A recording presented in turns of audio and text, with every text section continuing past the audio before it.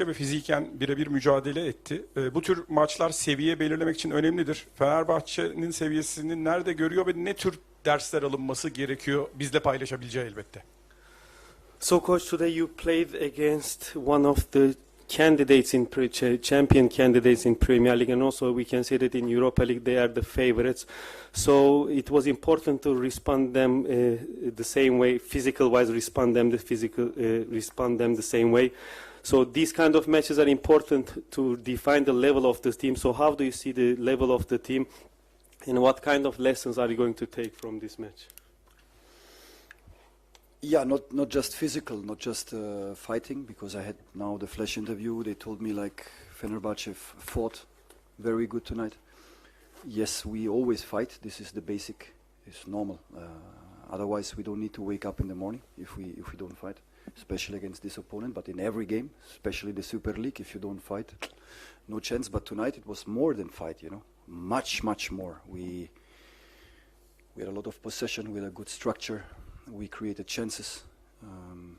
Also, they created chances, because if you play brave, you always concede some spaces. And if you concede some spaces to those guys, yeah, they're gonna use it. So also they had good counter attacks. They played more on counter attack tonight. They waited for us, but we can't change our identity because we have this kind of players. We enjoy to play like this. And to be honest, you know, we analyzed like 6-7 games of Aston Villa. I watched Chelsea, I watched Tottenham, I watched Manchester City, I watched Man United. But I think nobody created that much chances like we created tonight. You know, and this is a good sign, because if you have a really bad day against this kind of opponents, they can really damage you. They can really damage you. But of course, we are not happy about the result. This is the most important thing. We wanted to take 3 points because we want to finish at the top 8. Now I don't know the constellation in the group stage. I think in Bucharest we have our last game of this long group stage. Europa League is tough. We have a short list. It's a problem. We have Matteo out. We have Musaba out. It is how it is, but at the end, we don't need to be happy tonight, but a little bit satisfaction is okay. Excuse me? Suspended. I didn't know. Thank you for the good information. We have to handle it. It is how it is.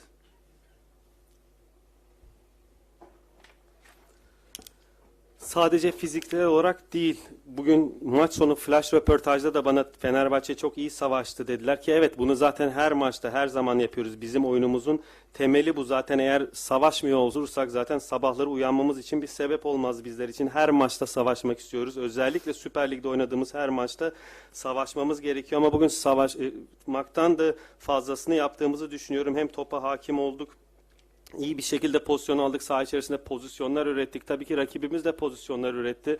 Çünkü bu tarz takımlara karşı cesur oynarsanız alan bırakıyorsunuz. Bu tarz takımlarda bu alanları kullanmayı biliyorlar. Kontra atak yapma fırsatı yakaladılar. Bugün daha çok kontra atak beklediler zaten. Bizi kontra atak yapmak için beklediler.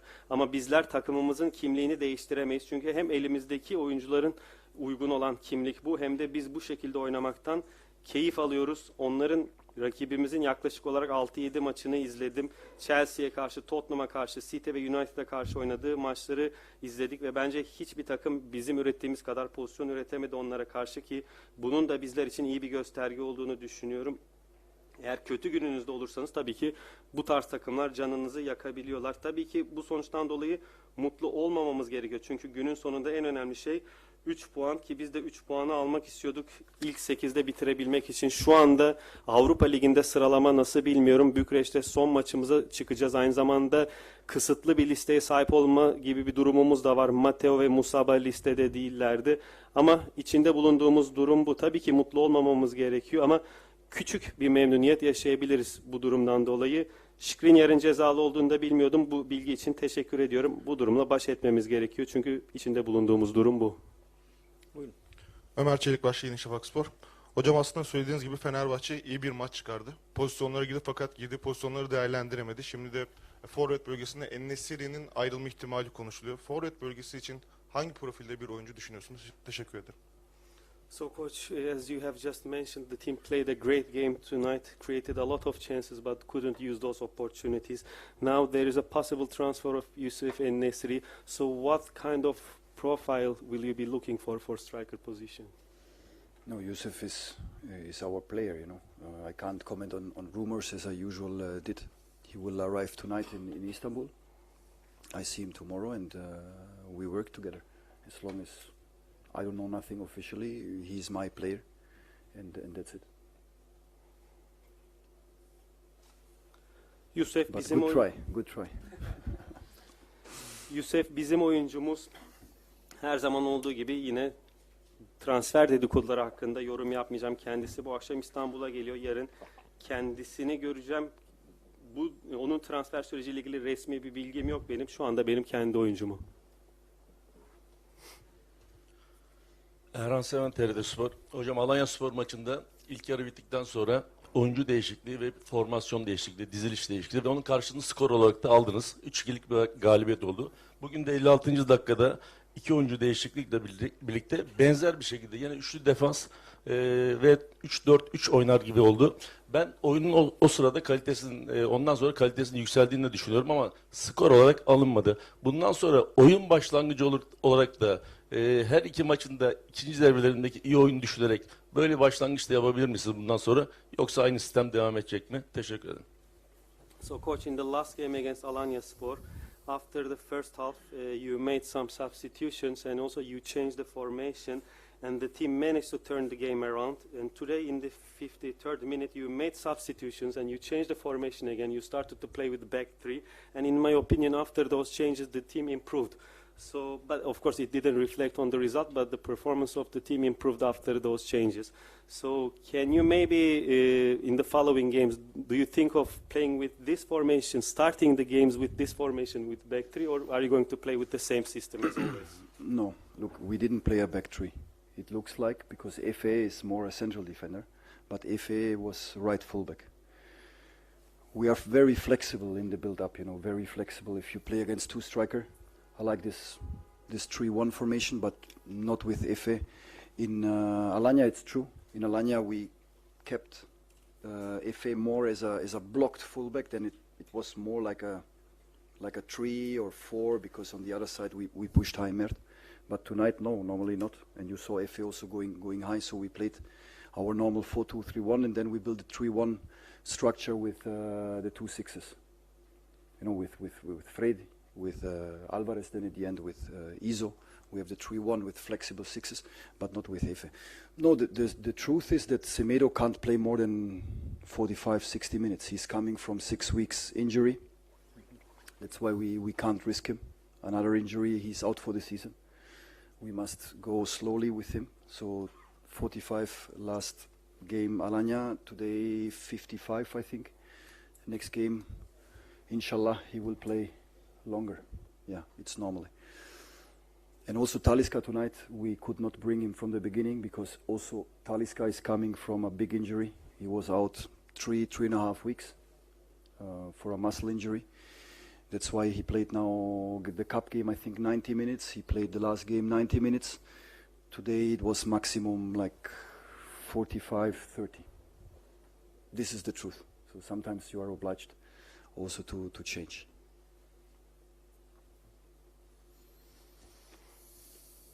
Aslında bugün arkada üçlü oynamadık. Evet, Efe stoper olduğu için aslında stoper gibi gözüküyor ama bugün sağ bek pozisyonunda oynadı.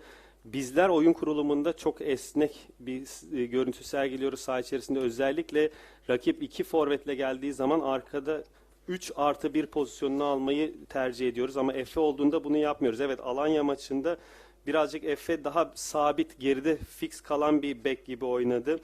Dolayısıyla üçlü gibi gözüktü. Çünkü Mert Müldür'de öne gitmesini istedik. Mert Müldür öne çıktı ama bugün bu şekilde değildi. Efe normal bir bek gibi oynadı. Zaman zaman öne de çıktı. Bugün normal 4-2-3-1 formasyonunda oynadık Efe'de girdikten sonra. Geride 3+1 pozisyon alıyoruz öne çıktığımız zaman. 2 altımız Fred ve Alvarez ve oynadığı zaman İsmail. 6 numaralarımızı esnek bir şekilde kullanıyoruz. Efe'yi sahaya sürdüğümüzde bu şekilde kullanmıyoruz kendisini.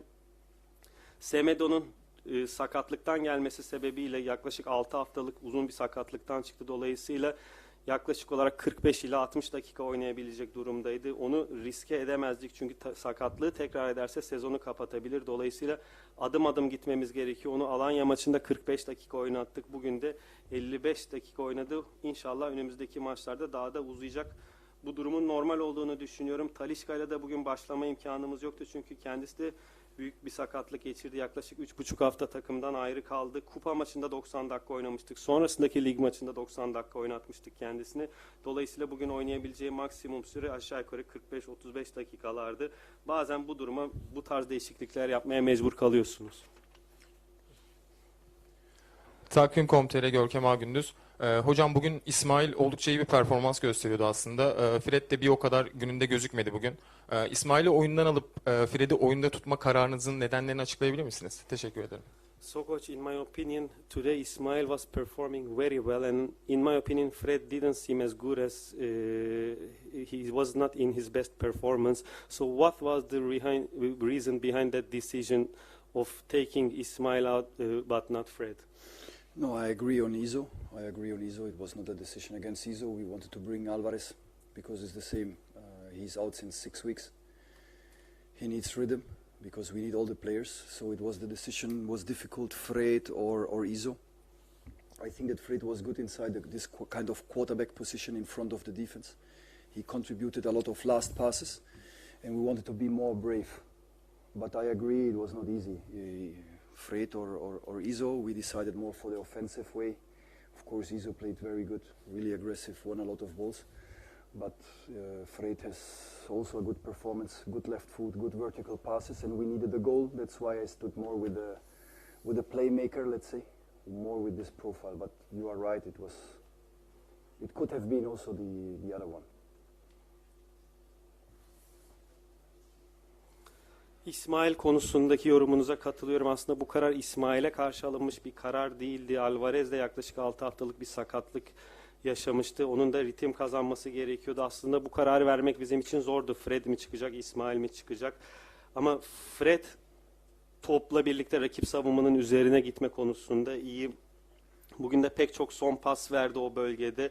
O sırada biz cesur olmak istedik. Tabii ki kolay değildi. Fred mi çıkacak, İsmail mi çıkacak? Ama biz birazcık daha ofansif bir karar almak istedik. Çünkü topla belirtmiş olduğum gibi çok iyi rakibin üzerine gidebiliyordu. İyi bir sol ayağı var, dikine paslar atabiliyor ve bizim de gol atmamız lazımdı. Birazcık daha oyun kurucu özelliği olan o bir oyuncuyla devam etmek istedik ama belirtmiş olduğum gibi İsmail hakkındaki yorumunuza katılıyorum. Karar tam tersi de olabilirdi. Son bir soru alalım. Buyurun. Cumhuriyet Gazetesi Taylan Gülkanat. Hocam ilk 8 şansınızı nasıl değerlendiriyorsunuz? Coach, so how do you see the chance of Fenerbahçe to finish the league phase in the top 8? League phase. I don't know the consolation, honestly. I don't know the other results. Anyway, we want to win the last game. So if we are in the top 8, we avoid these 2 games.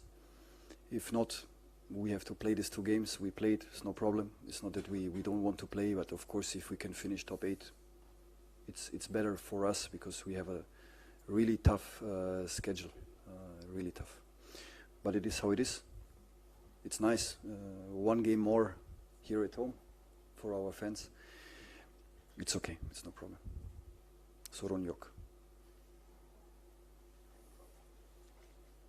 Şu anda sıralamayı bilmiyorum, diğer maçların sonuçlarını bilmiyorum ama ne olursa olsun zaten bizler son maçımızı kazanmak istiyoruz. Eğer ilk 8'de bitirebilirsek o zaman bir tur atlayacağız. Eğer ama bu turu atlayamasak da bizler için problem değil. Bizler oynamak istemiyor değiliz ama ilk 8'de bitirmek bizler için daha iyi olur. Çünkü zorlu bir takvimimiz var. İçinde bulunduğumuz durum bu. Tabii ki o turu da atlayamazsak bizim için şöyle bir güzelliği olur. Evimizde bir maç daha oynarız taraftarlarımızın önünde. Bizim için problem yok.